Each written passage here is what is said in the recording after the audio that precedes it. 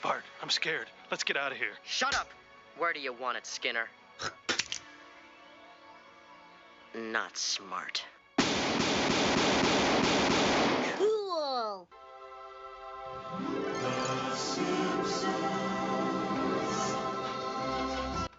Hello, and welcome to The Simpsons Countdown, the podcast in which we go back to the beginning and watch all of The Simpsons to trace the creative evolution of the series and count down, finding the exact moment in which it began its downhill journey into irrelevance. I'm Erix Antoine, and this week I'm joined by my good friend Jason Pollock. We'll be discussing Bart the Murderer, which originally aired on October 10th, 1991.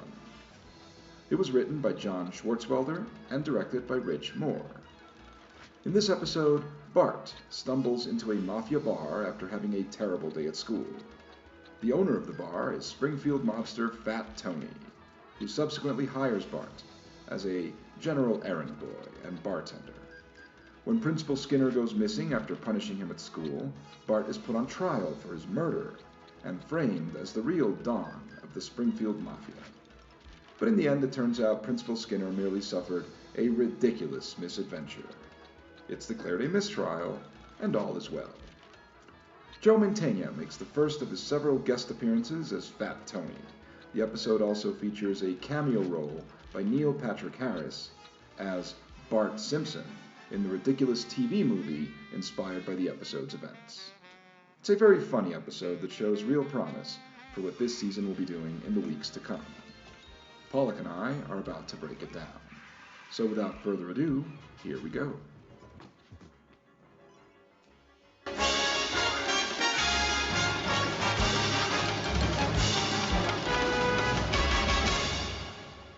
Are you guys crooks? But, is it wrong to steal a loaf of bread to feed your starving family? No. Well, suppose you got a large starving family. Is it wrong to steal a truckload of bread to feed them? And what if your family don't like bread? They like cigarettes. I guess that's okay. Now, what if instead of giving them away, you sold them at a price that was practically giving them away? Would that be a crime, Bart? Hell no. Tiny Lister just died. And so I said that, a president has left us, though not the one we were hoping for. And this president, he's strangely named President Lindbergh in The Fifth Element. I just heard about it too, and I was like, oh man, that's, wow, 62 years. That's just way too young, man. And yet his opponent, Hulk Hogan, still living and breathing, despite the fact that I've been sticking fucking pins in a fucking wrestling figure like it's a goddamn voodoo doll since 1984. Is it so? Is it one of those the classic wrestling the rubber ones with no articulation, the rubber bouncy guys? And like the history of those wrestling figures, this, but I'll just say it like for the listeners. The reason that they were like that, isn't it because like they made the prototypes and the prototypes were like non-posable hunks of rubber. And then they said, this is just a prototype. This is what it's going to look like. Right. But obviously it's going to have articulation. And then they just said, fuck it. Just put them out like that. Isn't that the story? It's kind of like that. It's one of those, I didn't know that we're actually like this is the podcast. I didn't know, but. Yes. Yeah, we'll get there. We'll get there. According to the toys that made us, if I recall correctly, they prototyped them. And the idea is that they would eventually go smaller. And that they would be articulated, but they were like, oh, no, they're great. They need to be huge like that. And it was like, okay, well, they have to be huge, sure. But certainly, they're going to be articulated. And it was like, well, we don't really have the time or the money to prototype these. So, hard rubber, like a dog toy? Like, whatever. But I mean, well, and they're about the size, maybe a little smaller than He-Man, than the Masters of the Universe toys, right? Oh, they're about that. They're much bigger than He-Man. Are they? I'm trying to. It's been a while since I held one in my hand, so like But He-Man is muscular, but squat. He's like walking around perpetually bent-kneed. Right, like he needs to take a shit. The wrestling figures are a good 2 inches taller. God, yeah. I mean, it's been a while, but I can tell you that because I'm literally staring across the room at like a half dozen of them. Well, I mean, there was what was cool about them being that way is that you could, you know, they were great to just toss around. You couldn't break them. Right. So like, You so could, taking them to you could school, playing definitely with them at school, you could definitely beat people on the playground with them. I have right? used my Roddy Piper as a weapon. And and so that's yeah. And then like you have like the ring playset, right? And Yes. then you could like toss them in there and just like bounce them around. It's funny like The ring ropes were like these really thick like bands. They were really really tight. And so you could take the figures by the waist and pull them right. against the ropes and then slingshot them not just at one another but across the room to like, hit a cat, hit a neighbor's cat because you could really send them. Yeah, good times. Yeah, This good is time. weird. I didn't expect this to be the podcast. We just jumped right in. But anyway, yeah. So yes, we can save an extended discussion for the at some point. Maybe this will come up in one of my other podcast feeds. Maybe we'll do a whole thing on WWF, on WrestleMania, and whatever else. But this is not that podcast. This is Right. the podcast in which we talk about The Simpsons. And so here we are, third season of The Simpsons, and the episode is Bart the Murderer. And so the thing that I'm going to say up front, like I'm going to throw it to you because in all of the previous episodes that we have discussed in the first and second season, uh, you have uttered a variation of it was slight, it was this, it was that. You've always been kind of like, eh. You've always had kind of a, I'm not going to say meh because I know you hate that, but you've always had kind of a you know shrug emoji attitude to the situation. And maybe that's still the case, but I am curious to know your thoughts. So I'm going to let you start revisiting this episode, or maybe it was the first time you were watching it. I don't know. What were your thoughts as you watched this? Here's the thing. You know, we're just we're so PC today. Mm-hmm. Political correctness is just choking our culture. We just you can't get away with the things you used to be able to get away with, and everything is such a no-go area in terms of comedy. It's just we're so uptight now as a society, which is why this show I was watching on the Disney Channel 6 seconds in starts off with a joke about a 10-year-old boy blowing up his school with high explosives.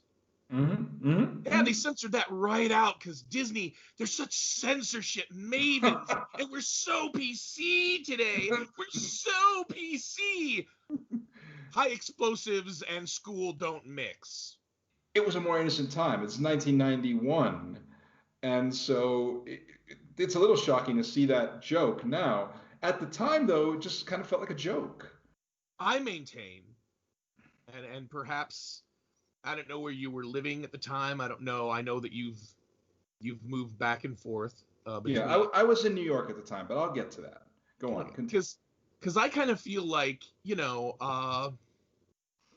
watching the shows I watched then and watching comedy evolve, watching Saturday Night Live, watching things like Sledgehammer, just Sledgehammer. The idea that like I think it was probably like 86, 87, 88 were like the first sort of rumblings I remember people saying, "Boy, you couldn't make that today. You couldn't do that today. Oh, you could never get away with that today." And part of it felt maybe like it was a little nostalgia, Mm-hmm. like people, like adults who really felt like they had it made in the 70s, or let's face it, frankly, peaked in the fucking 70s. We're looking back at 70s television and 70s film and saying like, "Oh, you certainly couldn't get away with that today." And the idea that I've been making my way through South Park from season 1 on, and I'm now on the 20th season, I'm just kind of like, really? There are those people who are going like, "Oh, you certainly couldn't get away with that today." It's like, yeah, no, we're pretty much fine. We can still get away with all of the crap we got away with in the 70s and the 80s. And again, Disney Plus, an entity that literally exists because it's cheaper than a babysitter, is screening a venerated comic institution in which the lead-off joke this particular episode is a child going like, oh, damn it, I guess I shouldn't try to blow up my elementary school. To every person who rails against PC and every person who believes that cancel culture is a real thing, seriously, sincerely, from the bottom of my heart, please, at your earliest convenience, go fuck yourself. Thank you. Good night. You couldn't make Blazing Saddles today. Oh my God. Yeah. No, you couldn't make a movie where you use the N-word and you idiots miss the point. That's what you can't make today. It's a tricky situation. I mean, I think people who rail against things in that sort of way, you're right. It's always something. You know, it's always like there's always the in my day thing. You know what I mean? In my day. In my day, we used to give each other rifles for Christmas. In my day. Fine. In your day. Congratulations. If you wanted to play with a Tonka truck in my day, you got tetanus from the sharp edges. Yes. Thank Christ we don't live like heathens anymore. Yeah, in my day. It's like the whole in my day thing is like, well, you know, times change, my man. There's some truth to it, I suppose. It is probably true, given the state of the world and given things that have happened since this episode aired, that a modern mainstream comedy show probably would not be so cavalier about opening on a gag that involves a kid wanting to blow up his school, simply because we have now had too many instances since 1991 of kids actually trying and in some cases succeeding in blowing up their schools. And you go like, there are certain things that you have to handle with a certain responsibility. And that's what people miss. It's not that you can't do this anymore or like, no, we could never do this anymore. It's about the audience for it. It's about the platform. Because you can do whatever you want. I mean, you can do whatever the hell you want, but it doesn't mean that every single platform is now obligated to distribute that content. But Disney is so obsessed with censorship and PC that naturally they would have to cut that out of the episode and replace it with something. No, it's right. It's all right there. Yeah. And they don't even add a disclaimer, which they totally could. It's like it's like the other day, and you know, I'm that sort of guy. I don't rail against it, so I want to give a little preface here. But I am the sort of guy who sometimes looks at certain things and just kind of roll my eyes. Like, I understand it, and I'm like, it's perfectly fine. But you know, I do occasionally roll my eyes. I get it, but it's because I'm from a different time. So apart from rolling my eyes, I really don't go too much far off that. But the other night, I was watching The Crown on Netflix. And so in The Crown, you know, this is the season 4 of The Crown. And in season 4 of The Crown, the subtitle to season 4 of The Crown, by the way, should be Prince Charles is a Dick. That's what it should just be called. Like, the show should just be called Prince Charles is a Dick. And so, like, you know, Princess Diana is portrayed as a person with an eating disorder. Okay, which is a very real thing that some people suffer from. And it's you know, and so before any episode in which this will be showcased in some way, there's a disclaimer. The following episode portrays an eating disorder, like a trigger warning. And you go like, okay, fair enough. So all I'm saying is, yeah, okay, they're giving you a fucking trigger warning, but they're still showing it. It's still there. It's still being depicted. Does she totally hork all over the place? Yes. It's done very tastefully. It's done very tastefully, but you have all these like bunch shots. Of stiff upper Brits, so it's done with the class and dignity that vomiting should be done with. Yeah, anytime usually, you have an eating disorder, you have to think about people's dignity first and foremost. Yes, no, it's usually like you know, it's basically like it'll be a scene of like Princess Di like sort of like raiding the fridge and stuffing her face with like cakes and like pastries, and cut to like her like bent over the toilet going, bruh! And, you know, there's like several scenes like that, you know, where she like stuffs her face with like pastries and then like cut to the bathroom And I think because there's like 2 episodes in which this happens, and in the last one where it happens, I think there was like a montage to sort of show how stressed out she was and how and this is dramatized by like. What was it set to an awesome pop song? No, that Oh, particular come one was on. not. But no, There but should be but a whole this. puking montage set to like just can't get enough.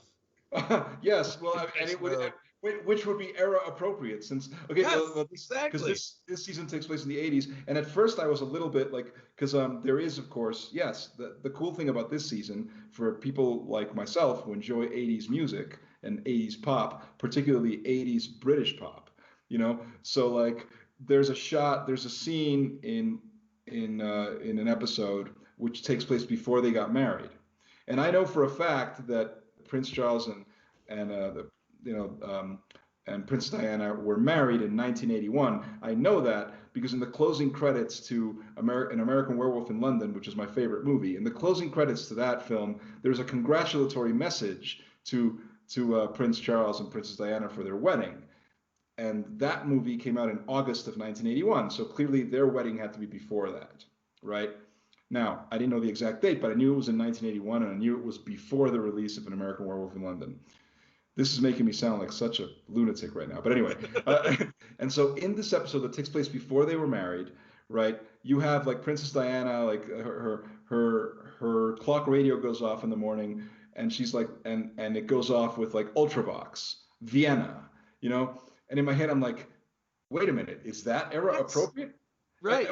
Yeah, in my head, I was like, wait a second, wait a minute. I think they're anachronistic here. I'm not sure if I love that song and I love that, but and then like later she's like rollerblading and you hear like she's listening to Duran Duran. She's listening to Girls on Film, and I was all like, hang on a second. So I immediately went to Wikipedia, and sure enough, yes, both of those songs are from 1981, and so The Crown is not wrong. Now they might be off. They might be off by months. They might be off by months in terms of like when they would have been on the radio, but they're right about the year. So I'll give it to them. But anyway, The Crown can depict eating disorders. There's nothing wrong with it, and yet they put a disclaimer, which is perfectly okay. Go ahead and do that. But in the case of The Simpsons, they don't even put a disclaimer. They don't even put the following episode contains violence in a school portrayed in a satirical, humorous light. Trigger warning. Because, this might be, of course, the way that The Simpsons does it is so cartoony, so over the top, so silly that obviously, I mean, you'd have to be extremely, extremely sensitive to be like affected by it. And yet you may be affected by it. So like, it is interesting to see that, yeah, they just go ahead and put it there, and no trigger warning, nothing like that. But going back to my initial question, would you say that this episode is slight, like the other ones we've talked about? I liked this episode a lot. So did I. So did I. Yes. There are like laugh out loud sight gags. There are like this is The Simpsons the way I remember it being. Like when you're like, as old as I am and you're like 8 decades removed from The Simpsons, you might look back on it and go like, oh, I totally remember why I was into that. I totally remember that it was a blast. And then kind of re-examining it and going like, oh, I mean, it's cute, but man, this kind of serves as a document of sort of where we were. And it's definitely not anything that's valid or resonant today. And it's like, no, you know what? This episode totally was like, there are things about this episode that from just a pure comedy standpoint, like it's almost like Joe Mantegna as Fat Tony, and this would be his first appearance as Fat Tony, because he is a recurring character, but just the way he delivers certain lines, like the way he emphasizes a syllable in a particular word, in a particular sentence, during a particular line reading, makes it funny because of the choice he made. Like, the way he says things is funny. Like, it's not just that he delivered like a funny line, It's that he made the line funny based on his choice of inflection. And I love the legitimate businessman social club. Killed me. Yes. This whole, I thought it was brilliant, and maybe it wasn't even intentional, but in that way that you constantly see the sort of push-pull in Bart's existence between the normalcy and even like maybe like the superior intellect of Elisa. Bart is a classic underachiever. Mm-hmm. He's obviously sharper than any of his grades would ever tell you who he is. He just does not give a rat's ass about school. Right. But his mother represents sort of a decency, and Lisa represents intelligence, and then Homer's obviously a moron.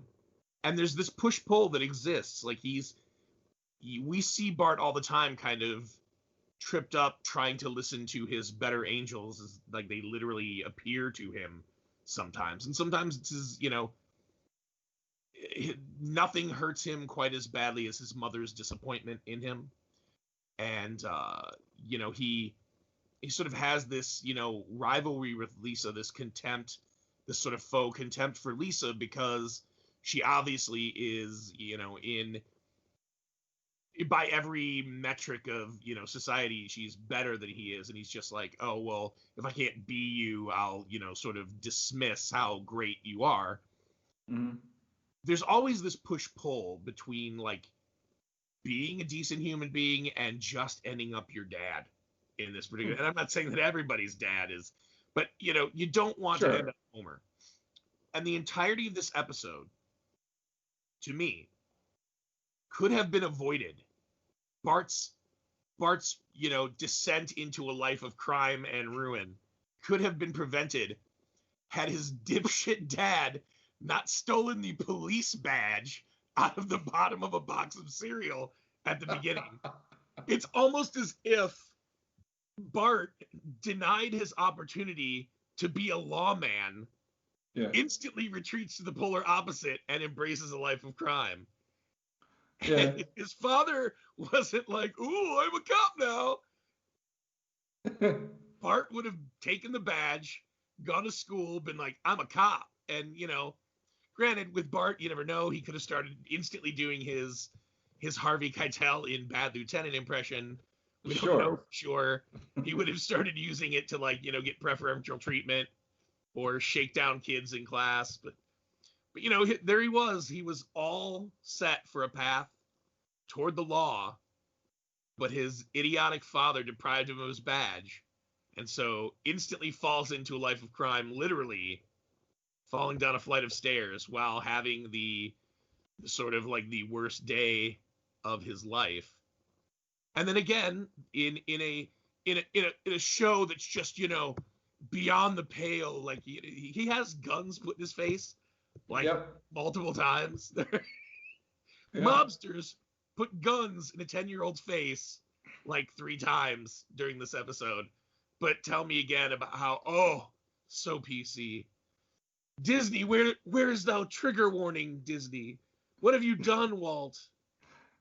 Yes. No, absolutely. And, what you just pointed out, it is interesting because I do think it's also kind of a subtle, from a storytelling standpoint, if you want to look at it as, yes, it's a funny comedy show, and yes, it's telling a nice little twisty plot with a lot of humor, but at the same time, there are allegorical aspects to this. So what you just pointed out about the whole policeman's badge thing, like I hadn't even thought of that.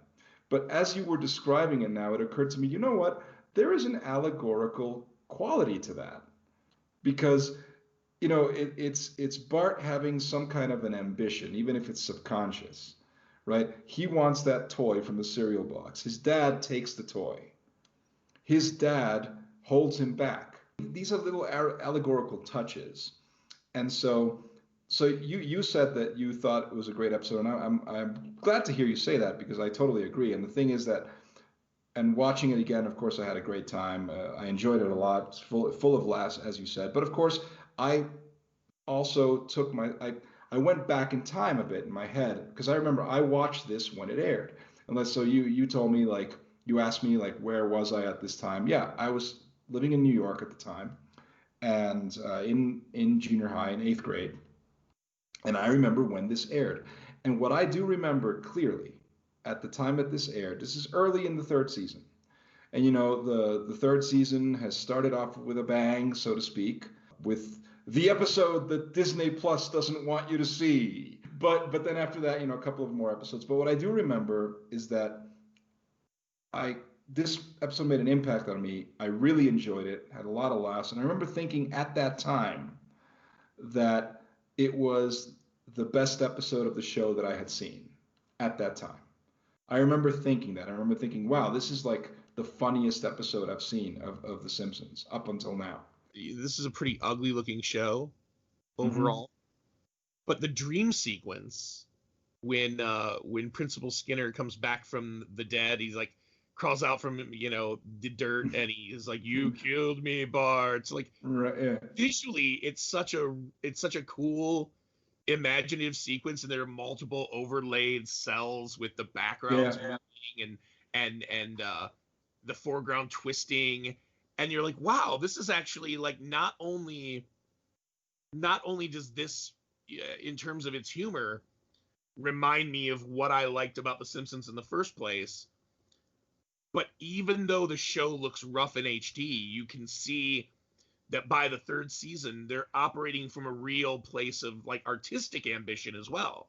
These look better than they did. And obviously they're getting used to, like, they can maybe turn things around faster. They've from a production standpoint, they've gotten into a groove, you know, in terms of getting the animation back from Korea or wherever the hell they were having it done.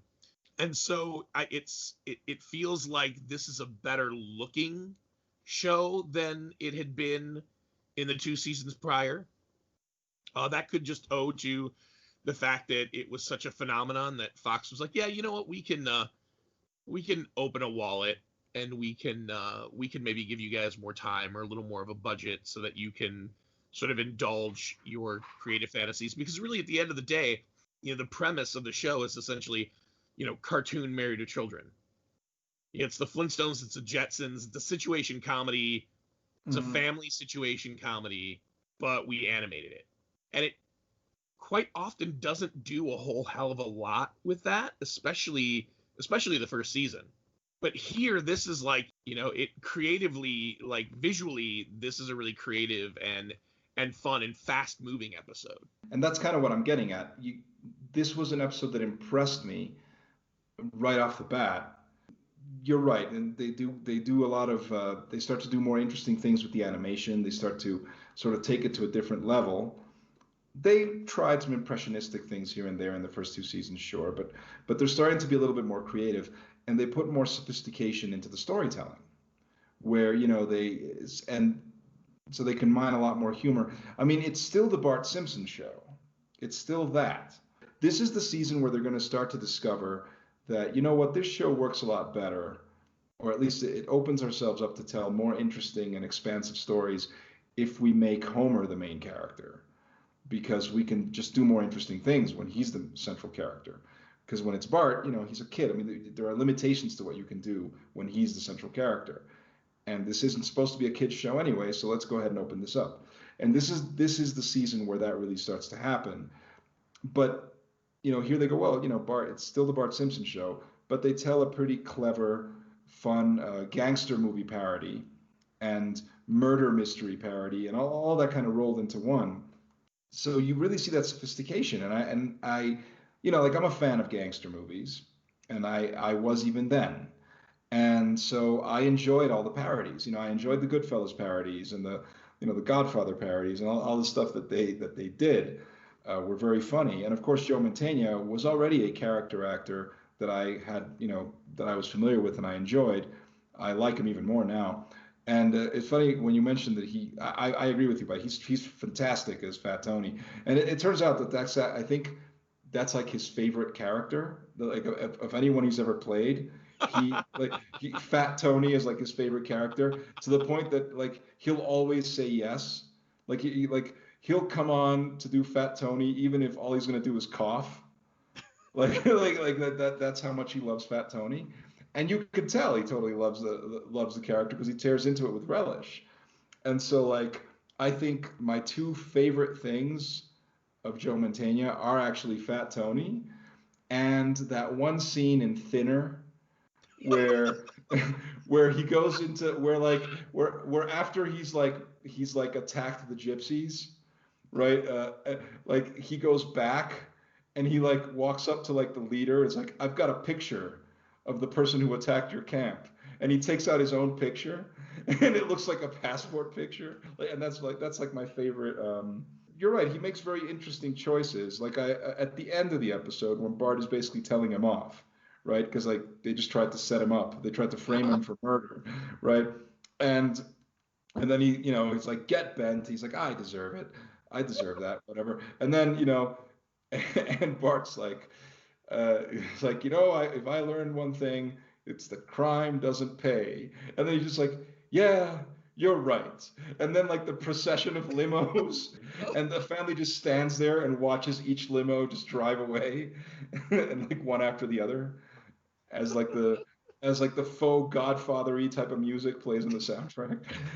There's stuff that really hit me hard in this, like, and it's all throwaway lines and weird things, like when Skinner's regaling everyone with his tale of how he escaped his garage, Mm-hmm.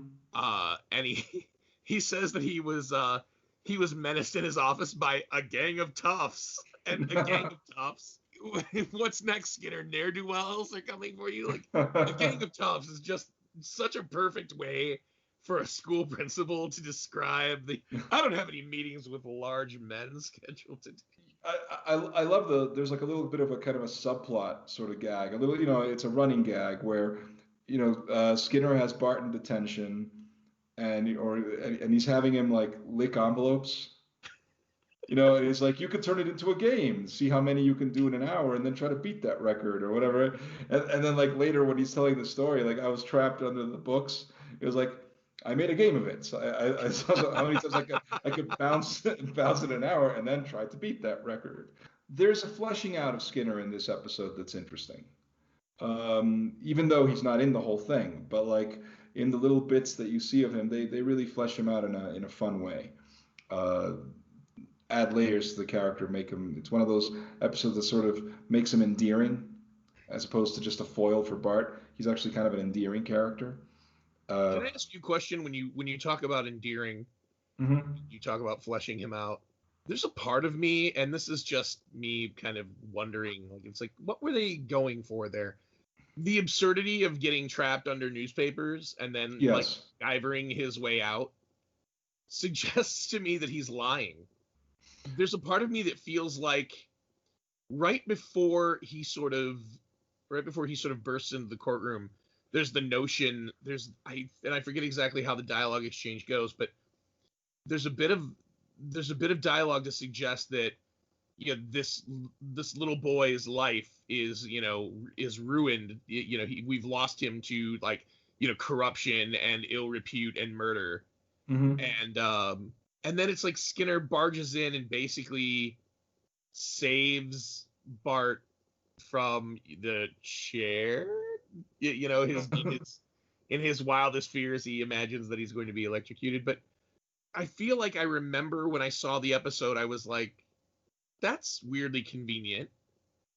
Especially since the mob all think that Skinner's dead because they're trying to pin it on Bart.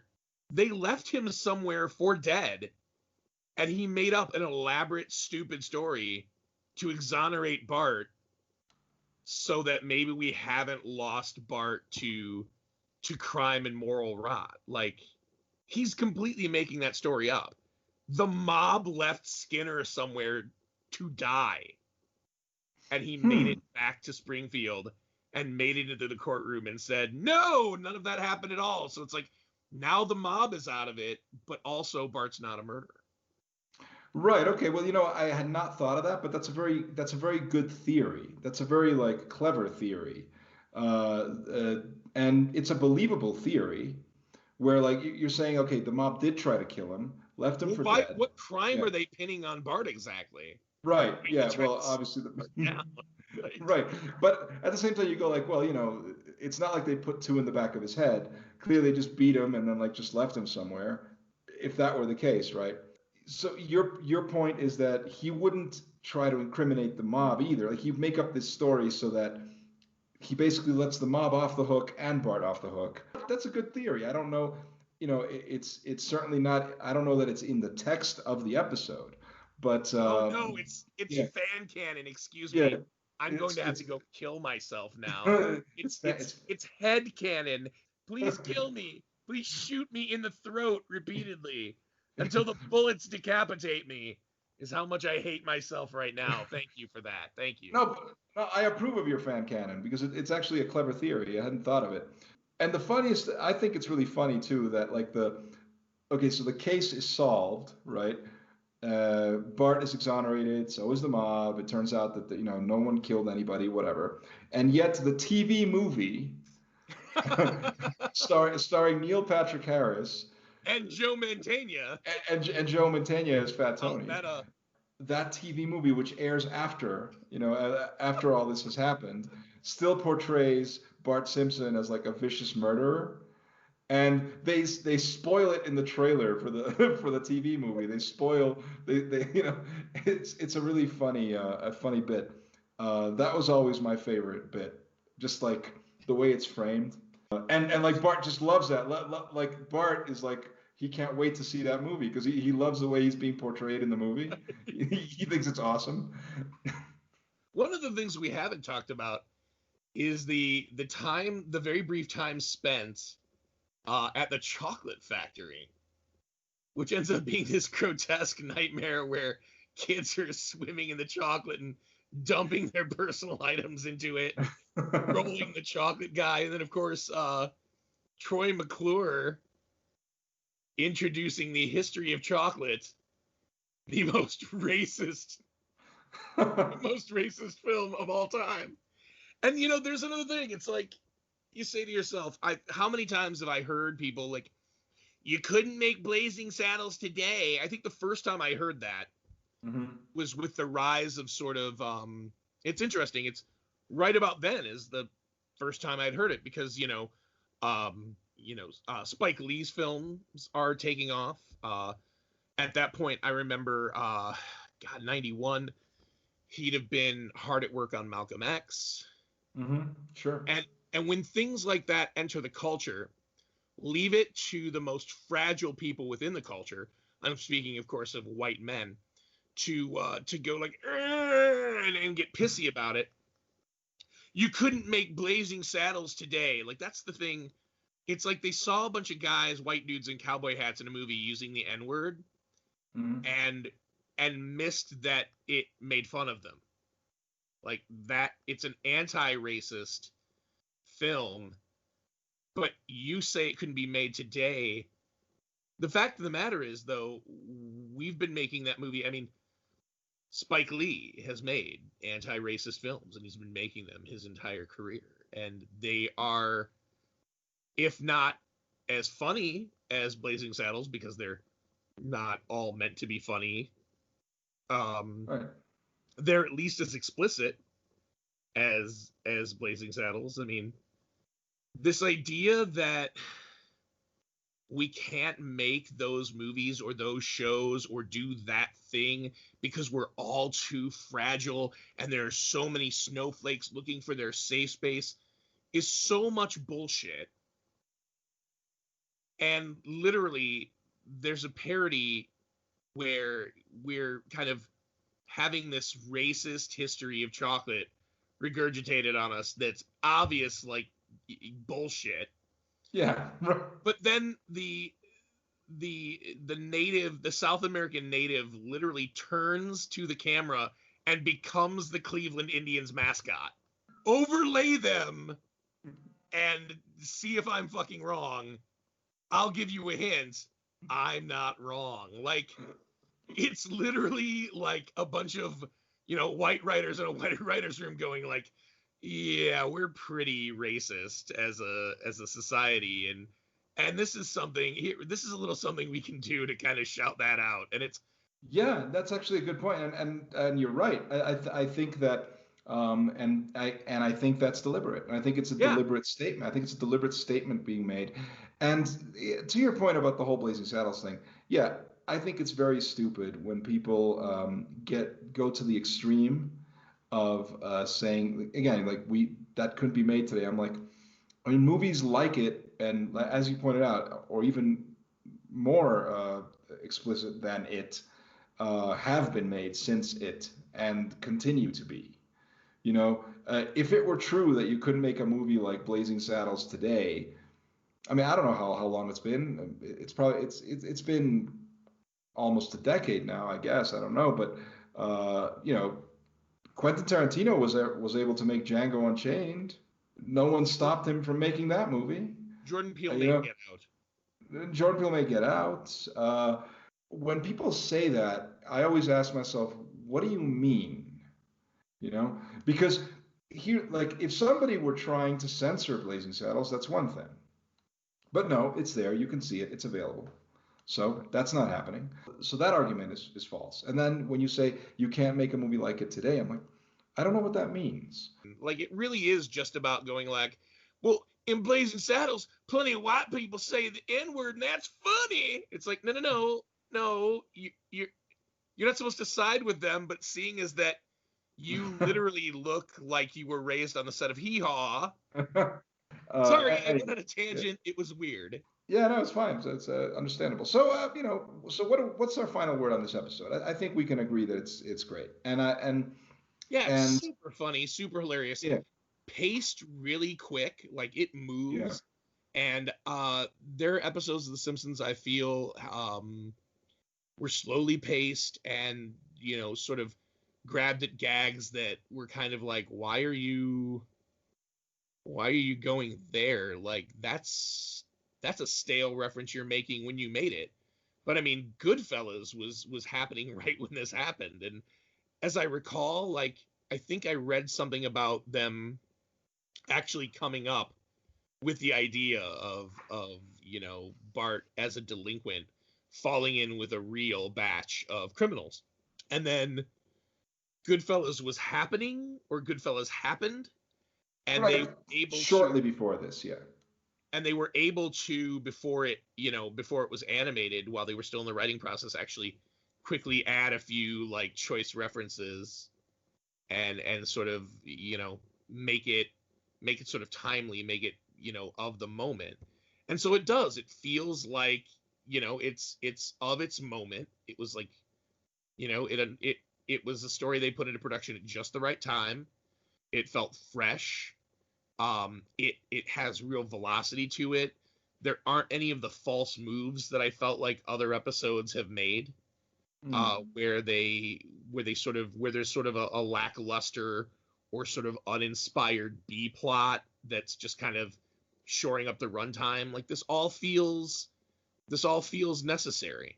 No, I mean, you definitely start to see sophistication. What I'm surprised by is that, like, how just like the second season, you almost immediately noticed an uptick in quality, at least in terms of in terms of aesthetics. Like, it was definitely a more sophisticated looking show than the first season had been.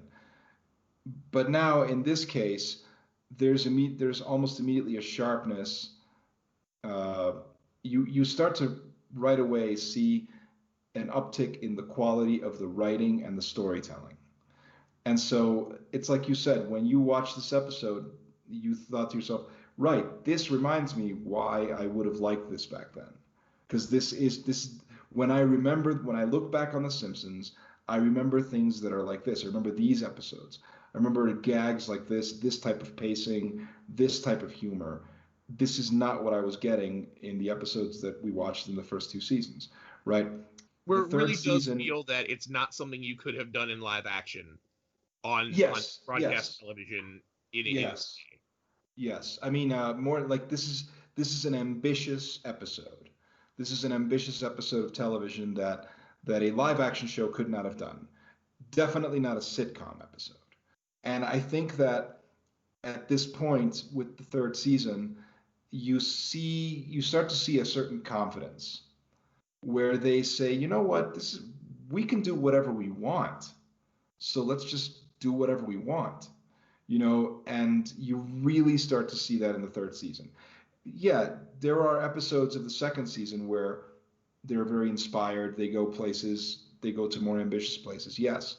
But as you said, there's a shakiness still, right? Where they're still sort of finding their footing. And here you see an episode like this, and there's a spark that, as I said, in 1991, when I watched this, when it first aired, I mean, at the time I was already a fan. It was already like my favorite show at that time. But I do remember very vividly thinking, wow, this is on another level. This is the best episode I've seen of the show so far. And I remember that. I remember having that thought. It was my favorite episode of the show at that time. And just like even now, I'm thinking about it and saying like, oh man, when the rival mob has the sit down with Fat Tony and what have I ever done to deserve such a flat, flavorless Manhattan?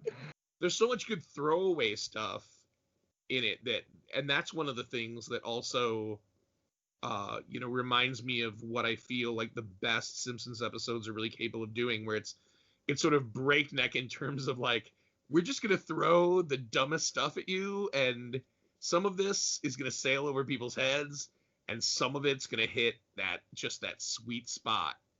And this one did. I was really, there was a part of me that was kind of wondering, I'm like, oh, you know what? Erix keeps having me back because he knows that when he's got an interesting guest who really likes the show, he can discuss all kinds of like really great episodes with them. And I get the episodes that no one gives a shit about. And that way I'll always say, yeah, it was pretty mediocre. It was I'd say this was a slight episode. No, I finally gave you a good one, huh? Like I said, I remember why, like, this is the kind of episode that reminds me like, oh yeah, I was way into this when I was a kid, and I get why I was into this when I was a kid. And I may go so far as to say that, something like this episode and, Mystery Science Theater 3000, that stuff's like infinitely responsible for my notions of what's funny. Right. Sure. Yeah, exactly. And this is where you start to see it. And like you, it's the little throwaway things. It's you start to notice as you sit there and watch it, you start to notice that you do laugh at the stupidest things. Because for me, it's when Homer's playing poker, and he's like, read 'em and weep, boys, another pair of sixes, and they let him win, and so you find yourself laughing at like the silliest things, but they work. Great pacing. Scratchy show ending in a puddle of blood and machine gun fire. It's funny because it's true. Right. And that cartoon short is so ridiculous because it literally just consists in Itchy just murdering a bunch of cats. Like, that's all it is. It's right. And then he writes the end, right? and the D is on that one guy. It's like, and you go like, that is the dumbest cartoon short I've ever seen. It's the stupidest, most violent, pointless, plotless, ridiculous thing.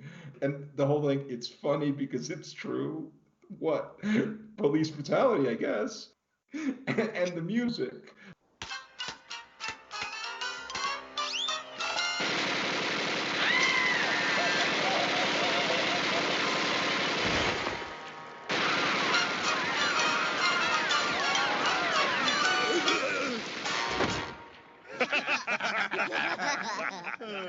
It's funny because it's true. Well observed. It's really genuinely funny. That's what a Simpsons episode's supposed to be, and I'm glad it's the one we get to talk about. Yeah, it was great, and we'll have other fun ones this season. This is a very strong season. People always talk about the golden age really beginning in season 4, and that's probably true. But you start to see it here. Like, this is definitely the inception point for it. And with episodes like this that are truly, truly funny. Just like a classic half hour of television. And I'm also glad we got to talk about it. Bart! Have you started smoking? No. Don't lie to me, boy. Uh-huh. Cigarettes, just as I thought. They're not mine. My boss said his warehouse was full. Yeah, right. Son, I'm going to teach you a lesson. I'm going to stand here and watch you smoke every one of those cigarettes. Then maybe you'll learn. Fat Tony sent me over to pick up the goods. Right in here, my man. Hey, kid, you look good with that cigarette. Kinda sophisticated. Son, I'll never doubt you again. So that's it for this week's installment of The Simpsons Countdown. Thank you for joining us. If you enjoyed this, consider showing your support. It's really very simple. Give us a like or a favorable rating. This podcast is available on Apple, Spotify, Anchor FM, and other podcasting platforms. So adding a brief review, if possible, might actually help boost the podcast's profile. And if it isn't too much trouble, please do share this with all your friends on social media. Speaking of social media, you can follow the Erix Antoine Network on Facebook or subscribe to it on YouTube. You can also follow me on Twitter at ErixAntoineNet, and feel free to find me and follow me on Letterboxd, where I frequently post film reviews you may or may not agree with. I'm Erix Antoine, and I'll be back next week when Josh Vine and I will be discussing Homer Defined, in which Homer Simpson uses a playground rhyme to save the power plant and eventually enters the annals of the English vocabulary as a result. It's another very funny, very classic episode, and I hope you'll join us. In the meantime, stay safe out there, and I'll see you next week.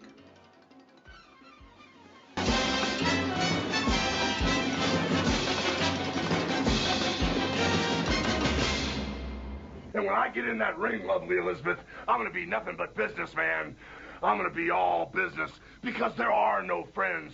There are no enemies. If me and the Macho Man end up there at the...